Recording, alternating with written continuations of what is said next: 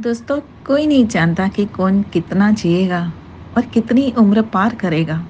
लेकिन इंसान ने एक एवरेज बना रखा है। 60 इयर्स, 60 साल।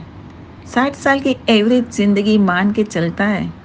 यही जीवन के अगर 40 वर्ष पार करने के लिए उसने कड़ी मेहनत की है, तो बस अब आगे की लौटने की तैयारी अगर वो ना करे तो सब किया धरा निरर्थक हो जाएगा। अच्छा, तो लौटना क्यों है, कैसे है, कहाँ है? इसे जानने, समझने और महसूस करने के लिए टोल्स्टॉय की एक बहुत सुंदर कहानी है, जिसे मैं आपको सुनाना चाहती हूँ। लौटना कभी आसान नहीं होता है। एक आदमी राजा के पास गया और वो आदमी बहुत ही गरीब था। उसके पास कुछ भी नहीं था। उसे मदद चाहिए थी। राजा बहुत ही दयालु था। उसने पूछा, क्या मदद चाहिए? आदमी ने कहा, थोड़ी सी जमीन चाहिए। राजा ने कहा, ठीक है, कल सुबह सूर्योदय के समय तुम यहाँ आना। जमीन पर तुम दौड़ना। जितनी दूर तक तुम दौड़ पाओगे उतनी जमीन तुम्हारी। लेकिन ध्यान रहे, जहाँ से तुम दौड़ना शुरू करोगे सूर्यास्त तक तुम्हें वहीं लौट के आना होगा, अन्यथा कुछ नहीं मिलेगा। वो शख्स बहुत खुश हो गया। सुबह हुई। सूर्योदय के साथ ही वो दौड़ने लगा। दौड़ता रहा, सूरज सर पर चढ़ाया, पर आदमी का दौड़ना बंद नहीं हुआ। थोड़ा और, थोड़ा और, ऐसे करके वो रुका ही नहीं।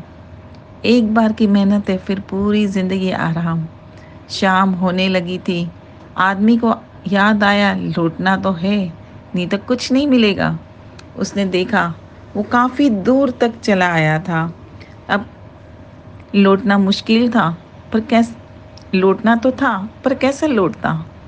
आदमी ने पूरी ताकत लगाई, बहुत मेहनत की, जोर लगाया, पर अब दौड़ा नहीं जा रहा था।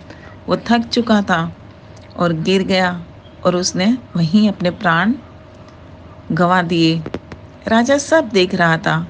अपने सहयोगी के साथ गया और कहा, इसे सिर्फ हर महीना घर चलाने की चिंता थी, खामखा इतना दौड़ रहा था।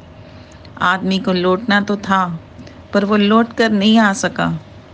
लौटा भी तो वहाँ जहाँ से कोई वापस नहीं आता।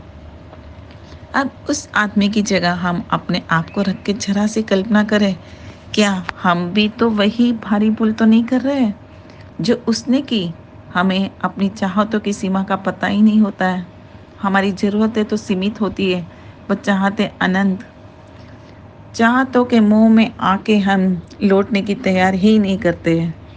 जब सोचते हैं तो देर हो चुकी होती है।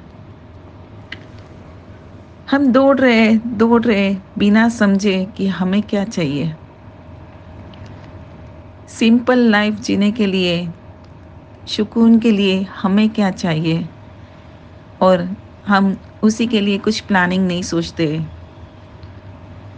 तो मैं ईश्वर से प्रार्थना करती हूँ, सुकून और शांति से जीने के लिए लौटने का सामर्थ्य, विवेक और निर्णय हम सबको